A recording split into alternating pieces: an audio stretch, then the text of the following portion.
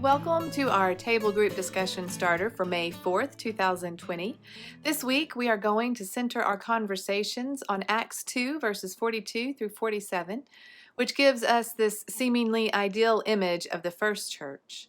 This past Sunday, Reverend Martin talked about what it means for the church to be a means of grace. He used this imagery from Acts 2 to help us know what that looks like. And for those who have never heard that phrase before, means of grace, it might sound a little peculiar to your ears. If you haven't heard Reverend Martin's sermon, I really encourage you to look it up and to listen to it.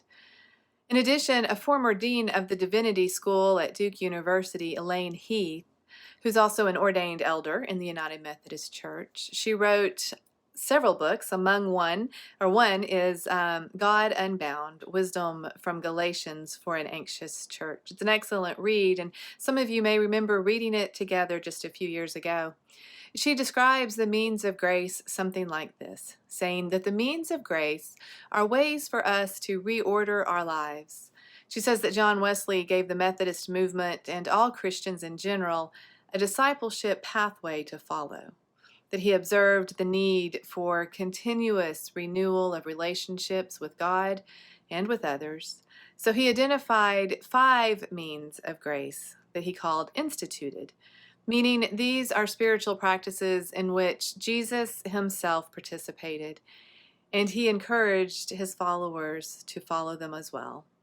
One of the beautiful aspects of Wesley's theology is that spiritual practices are seamlessly integrated with practices of loving our neighbors well.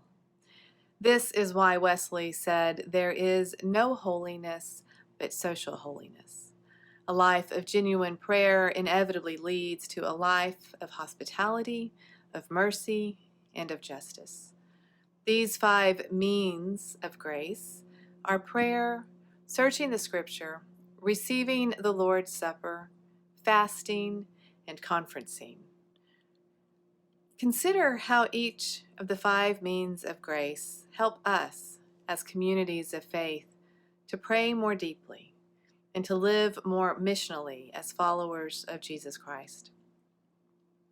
These means are the ordinary channels that God uses to draw us into a fruitful relationship.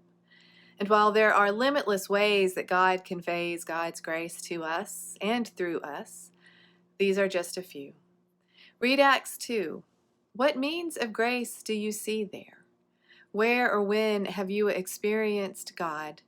Was it through prayer, scripture, a song, a special worship service, through the words of a child, or through nature? Dig deep and explore your own experiences. I look forward to hearing how you have experienced God's grace.